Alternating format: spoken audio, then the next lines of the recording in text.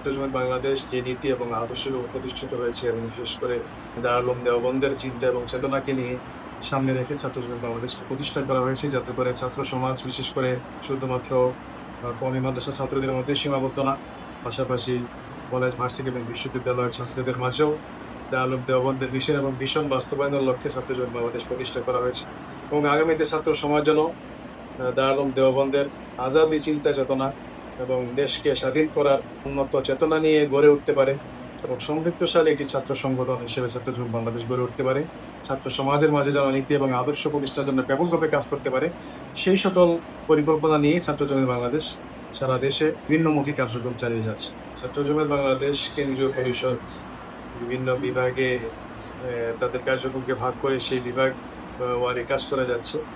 প্রথমত সাংগঠনিক বিভাগের আওতায় ছাত্র বাংলাদেশ সারা দেশের সকল জেলা শাখা এবং মহানগর শাখা এবং বিভাগীয় শাখাগুলোকে তদারকি করে এবং বিভাগীয় শাখাগুলোকে তদারকির মাধ্যমে সেই বিভাগের সকল জেলা এবং মহানগরে ছাত্র জমিদের কার্যক্রমকে গতিশীল করার জন্য ছাত্র বাংলাদেশ সাংগঠনিক বিভাগ কাজ করে যাচ্ছে।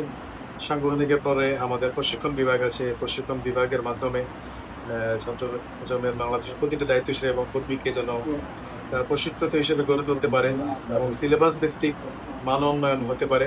প্রতিটি কর্মী দায়িত্বশীল যেন আগামী রাজনীতিতে ভূমিকা রাখার জন্য নিজেকে যোগ্য এবং প্রশিক্ষক হিসেবে এবং দক্ষ সংগঠক হিসেবে গড়ে তুলতে পারে, সেজন্য প্রশিক্ষণ বিভাগ বিভিন্ন পরিকল্পনাকে সামনে নিয়ে কাজ করে যাচ্ছে।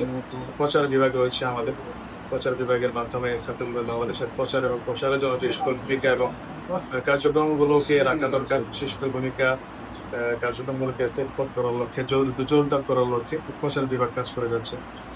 প্রচারের পরে আমাদের দফতর বিভাগ আছে, আরও বিভিন্ন পাঠাগার বিভাগ আছে। সকল বিভাগের মাধ্যমে আমাদের ছাত্র বাংলাদেশ সকল সেক্টরের দায়িত্বগুলোকে এবং কার্যক্রমগুলোকে গতিশীল করার লক্ষ্যে দায়িত্বশীলতা কাজ করে যাচ্ছে।